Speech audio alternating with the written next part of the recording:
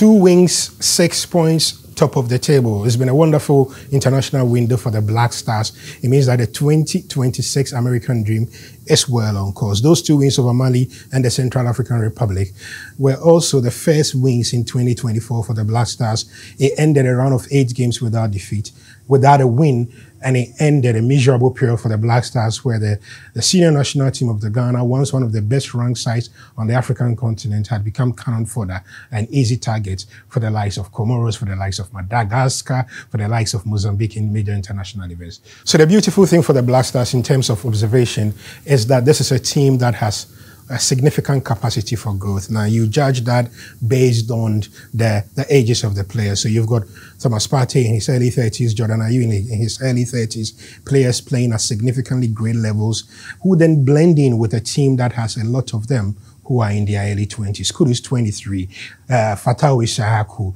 Kamal Dinsoa, Brendan Thomas Asante, who just came in. And this, from a lot of the estimation of a lot of people who follow the Black Stars, portends well for the future. It speaks of a group that can grow, not just with the coach, but as a unit and get to know each other better. But I think that if they are going to get better, then it's obvious that a key part of the team that needs to get better is the defense. There are still significant question marks over goalkeeping that needs to be sorted and sorted as soon as possible.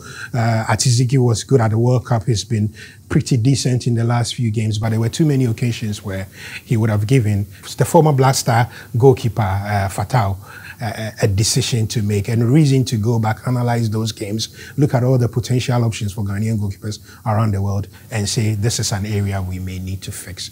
Now, I think that it's becoming inevitable as well that the midfield, whilst it may be thick with the likes of Kudus, with Partey and the rest, that it doesn't provide the same sort of energy and vibe that we would have seen in the past of a midfield that had a Michael Essien, a Stephen Appiah, a Lai Kinson, a midfield that stepped on the world stage at the 2006 2010 World Cup, completely dominated teams and was renowned as Ghana's best position. Sali has not looked solid. He's left out too many other players struggling. And in many ways, Otuado will have to keep an eye on that and an eye on making that area one of the most competitive areas.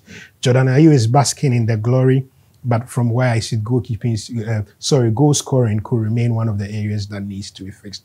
The wingers are excellent. When you have Ishaku bombing down that right, if you have Bukari who comes in, you could then deploy Kudus onto the right or onto the left, and he will still provide assist. Have we still found a potent finisher? I dare say that based on some of the things that I have seen in the last 2 games, based on the quality of finishing against Mali, the quality of finishing against the Central African Republic,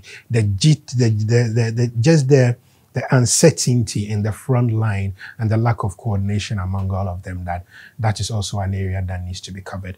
But the positives were immense. I think that what maybe the potential biggest positive for the Black Stars is that they recovered a lot of lost souls. Too many people had begun to lose faith in this team. Too many people had decided that this team was becoming a drain on the national resources, was not paying back the thousands of dollars that was deployed into them.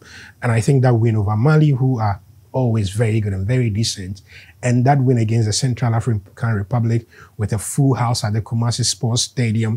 People had abandoned work, arrived early in time for the 7 p.m. kickoff, watched by the entire nation, followed by every one of them on social media with the behind the scenes and everything, sort of has won back the Black Stars a lot of the energy and a lot of the support and a lot of the goodwill. And I think in many ways, that potential is the best thing that happened to the Black Stars from these 2 qualifiers. So till we see them again in March, hopefully it will be a Black Stars that has gone up. The FIFA ranking will work well in Ghana's favor now, but it's been a very, very good 2 matches so far.